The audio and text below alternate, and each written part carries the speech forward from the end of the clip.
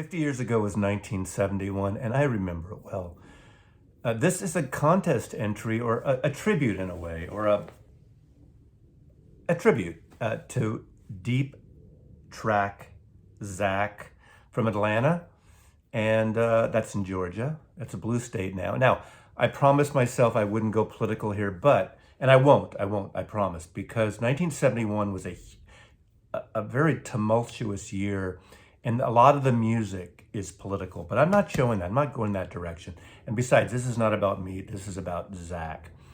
But coincidentally, I've been pulling records together from 1991, seriously, over the last week or so. And I pulled 90 records that I have from 1991. I have to whittle down for my own memories series of videos because I need to talk about memories of a vinyl junkie, but that's another thing. Stop the show, stop the show. Are you friggin' kidding me? I said 1991 twice. It's 1971, of course.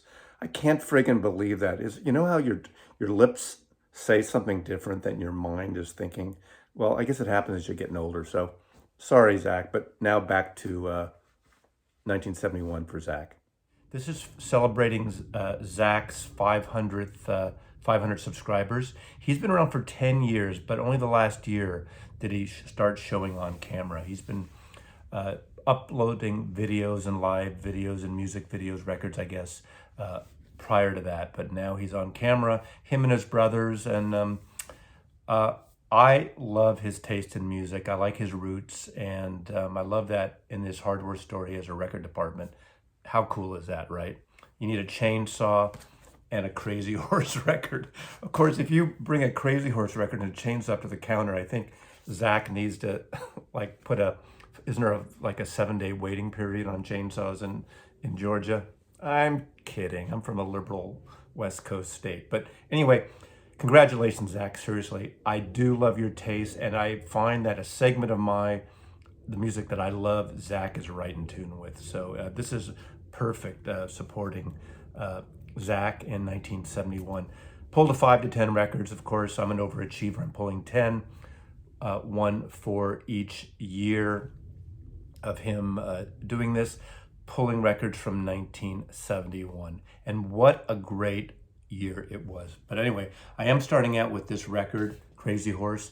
Now, I got this record for 1/10 of a penny when it came out because I was one of those, how old was I? I was 16, 17 years old in 1971, in love and all that kind of cool stuff, but so entrenched in music. And I joined I think it was the Columbia House Record Club or the RCA Record Club, one of the two. Of course, they had other labels, like this is Warner Brothers, so it wasn't just that. And I ordered this, and I don't know if I actually made the connection of Neil Young and Crazy Horse. And this is the first album by Crazy Horse alone.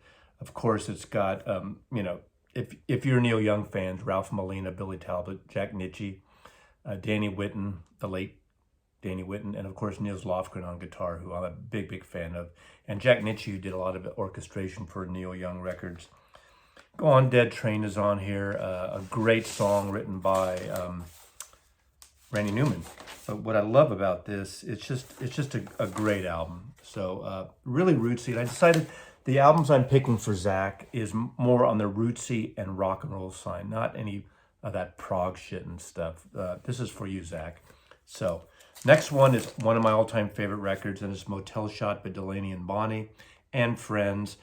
It gives the illusion it's recorded in hotel rooms on the road and has that kind of ambient feel, but it's actually recorded in the living room, I believe. I think it's Bruce Botnick. It's either the engineer or Paul Rothchild. Either the engineer or the producer of the Doors albums up in the Hollywood Hills. I mean, there's Graham Parsons, there's Leon Russell, there's Joe Cocker, a lot of uncredited people on here. Graham Parsons, I said. But Delaney and Bonnie, very rootsy, and a really good kind of a gospel-y soul folk rock record. I love Delaney and Bonnie. And this is my original copy. Don't leave any coats hanging in the closet there. Now, the next few records, oh wait, one more here first.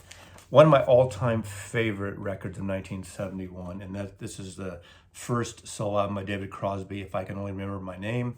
And I know he has a lot of problems remembering his name. Recorded in San Francisco, members of the Jefferson Airplane, Grateful Dead, Neil Young on here. Gorgeous sounding record, a little bit ambient, but really rootsy, very acoustic bass, but beautiful. In a way, I think this is the best solo records of the whole Crosby, Stills, Nash. Not Neil Young, but Crosby, Stills, Nash. Although I love this first Steve Stills, I love the first Graham Nash, Songs for Beginners, but this is a gorgeous record. There's one song on here called Tamalpais High at Noon, I believe. And just to give you a little take on that, Tamalpais High is the high school in Mill Valley. And of course, Mill Valley, right across the Golden Gate Bridge, all the students would get high at lunch hour. So that's something that you probably didn't know about. So David Crosby, 1971 album.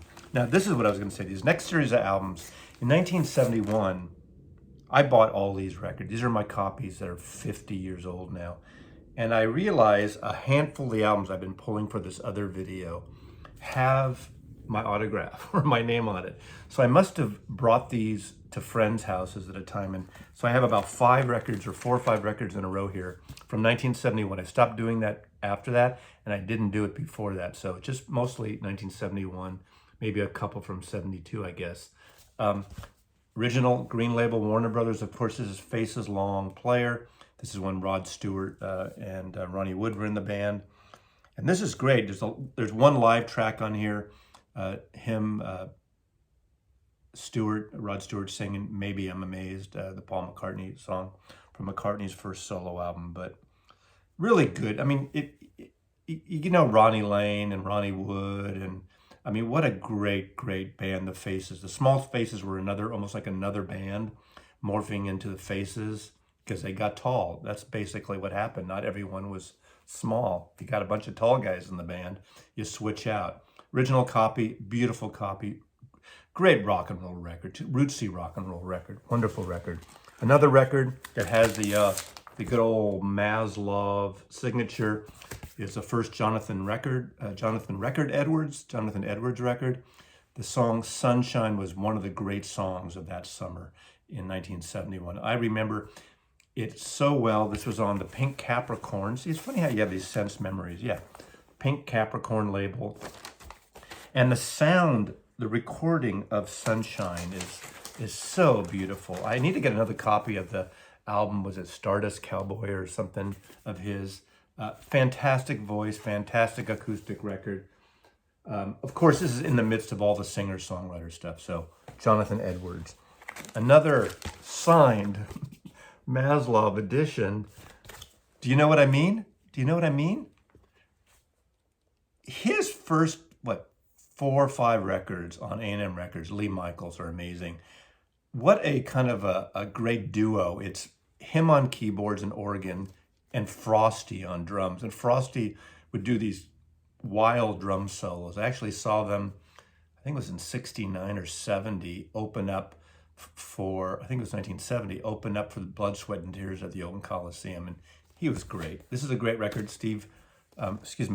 Lee Michaels' fifth. Lee Michaels' fifth with his only real kind of AM hit, Do You Know What I Mean?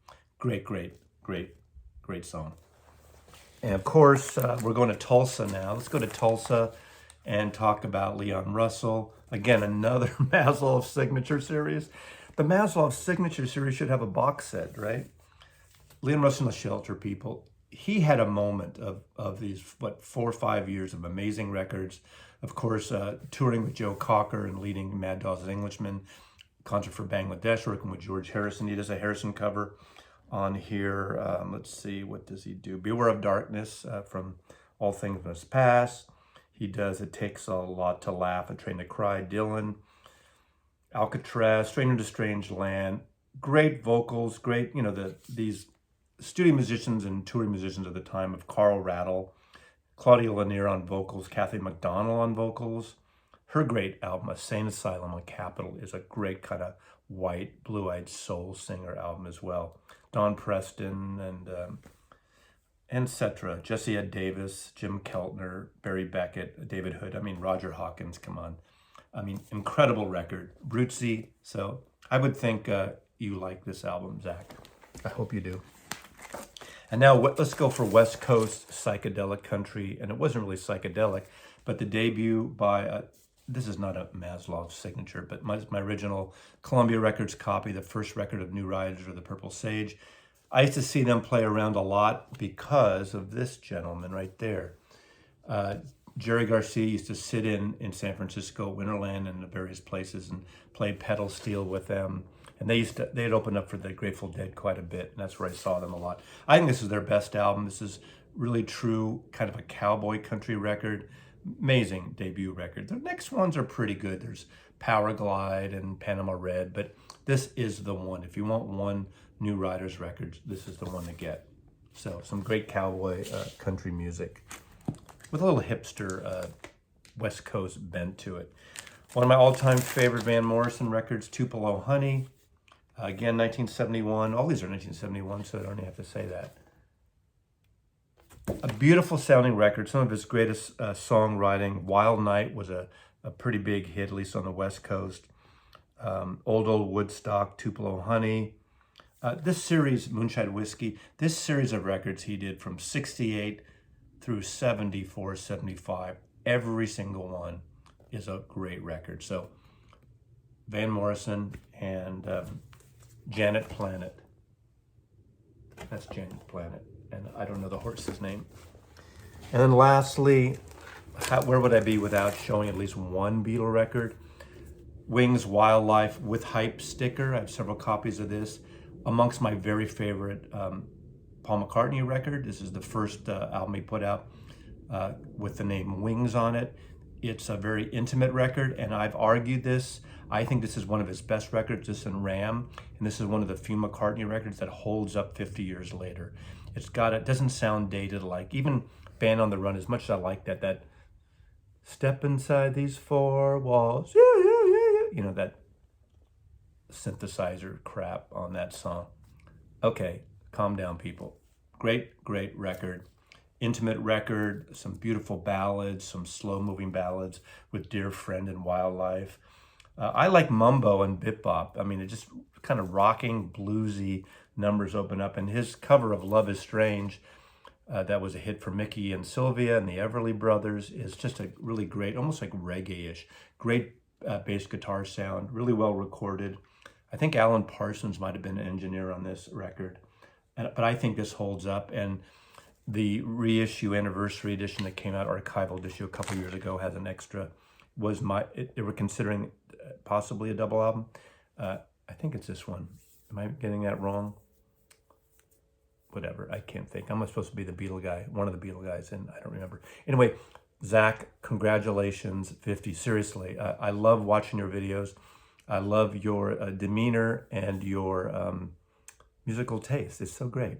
And oh, someone just spilled nails in aisle 5. I'll be right back. Mazzy loves you.